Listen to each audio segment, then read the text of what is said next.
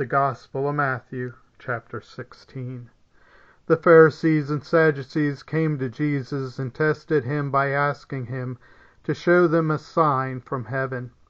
He replied, "When evening comes, you say, 'It will be fair weather, for the sky is red.'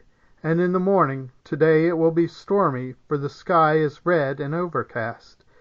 You know how to interpret the appearance of the sky, but you cannot interpret the signs of the times. A wicked and adulterous generation looks for a sign, but none will be given it except the sign of Jonah." Jesus then left them and went away. When they went across the lake, the disciples forgot to take bread. "Be careful," Jesus said to them. "Be on your guard against the yeast of the Pharisees and Sadducees." They discussed this among themselves and said, "Is it because we didn't bring any bread?" Aware of their discussion, Jesus asked, "You of little faith, why are you talking among yourselves about having no bread? Do you still not understand?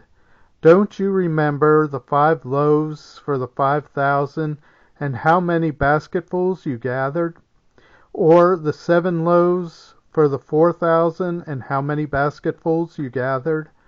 How is it you don't understand that I was not talking to you about bread, but be on your guard against the yeast of the Pharisees and Sadducees?" Then they understood that he was not telling them to guard against the yeast used in bread, but against the teaching of the Pharisees and Sadducees.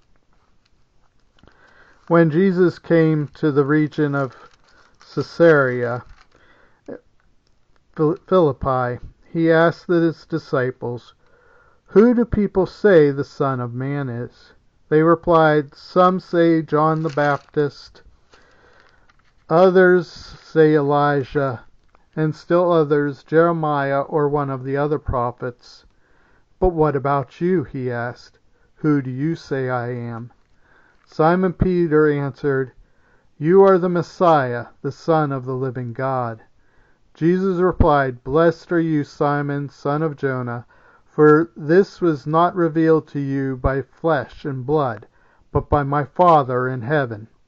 And I tell you that you are Peter, and on this rock I will build my church, and the gates of Hades will not overcome it. I will give you the keys of the kingdom of heaven.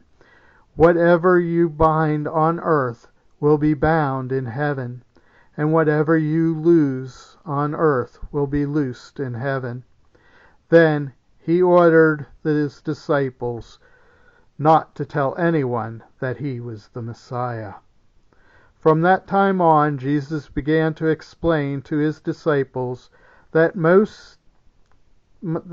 he must go to Jerusalem and suffer many things at the hands of the elders, the chief priests, and the teachers of the law, and that he must be killed and on the 3rd day be raised to life.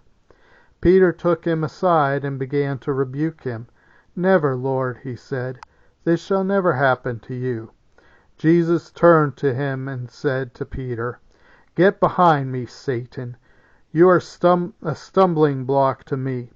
You do not have in mind the concerns of God, but merely human concerns." Then Jesus said to his disciples, "Whoever wants to be my disciple must deny themselves and take up their cross and follow me. For whoever wants to save their life will lose it, but whoever loses their life for me will find it. What good will it be for someone to gain the whole world yet forfeit their soul? Or what can anyone give in exchange for their soul?